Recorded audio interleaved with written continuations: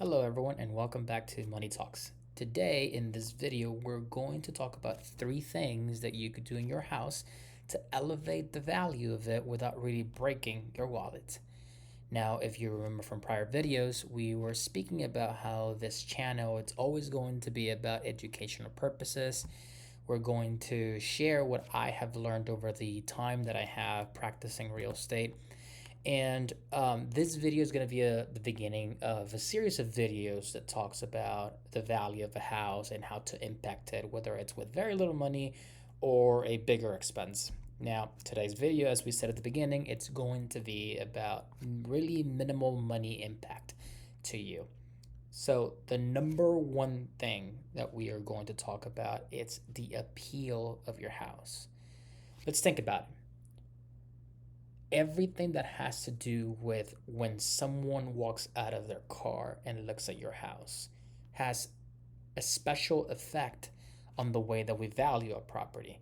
So, for example, a freshly cut lawn, maybe some trimmed bushes, a pop of color because of some flowers that you're doing, or maybe just the driveway. After some years, driveways tend to look not the same as whenever they were built. So maybe power washing it could be a good thing. And here's the thing, again, this doesn't have to cost thousands of dollars. You can just do it with renting a power washing machine from, I don't know, Home Depot. I don't know who rents this anymore. But you could do it yourself. You don't have to get someone professional to do it. Now, if you want a really, really, really great detail job, yes, but that will elevate and would not really follow into the category of this video, which is not really spending too much money. So, with that being said, that is what we call the wow factor. The wow factor is if you were to say, okay, so this is the house that I'm looking at, right? That's my property. Let me turn around, cover my eyes, come back right to it, take my eyes and look at the property. Do I have that wow? If I do, then we can think or we can see how the value of that property is higher. Now, number two, paint. Now, this is something that I've seen in several homes that have turned around. Everyone has a different liking for anything. It doesn't matter much the house itself. It matters more the culture, the person that lives there, maybe a prior person that lived there, maybe you just bought the house. But paint, it's something that really could elevate or take down the value of that wow factor. Remember when we said the wow?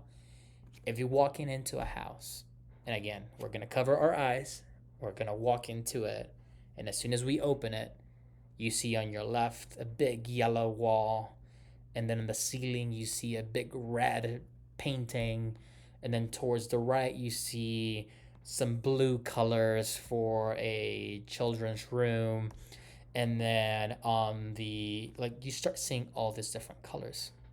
That is something that might be unappealing to a buyer, and therefore it really lowers the value if they were to place an offer for your property.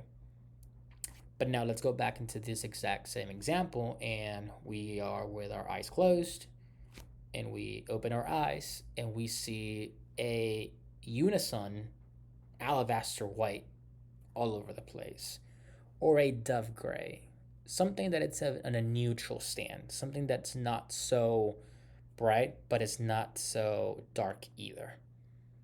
That becomes a really attractive thing because it looks more elegant, per se. So you're not going to spend $3,000 on painting this if you buy yourself that paint and if you do it yourself. So prompts to that. There's a lot of YouTube videos out there, just like this one that you're looking at right now, in which they'll tell you what are the best tips on how to paint a house. So that's tip number two. And finally, number three, lighting and fixtures. More on the lightning side. Remember, we're not in the 1950s and we're not looking at a horror movie right now. If you go inside a house and you turn your switch, and then the switch is just going off and on and off, on and off, it kind of gives you that vibe that you're part of that horror movie.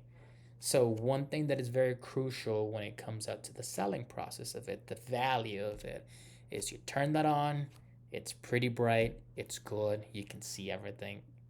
So it doesn't take a lot of money out of your pocket to buy new lightning bulbs. Maybe $100, maybe under $200. But this makes a big impact when someone comes and tours a house. The value that is perceived on this property will dramatically change with any of the prior three that we just talked about.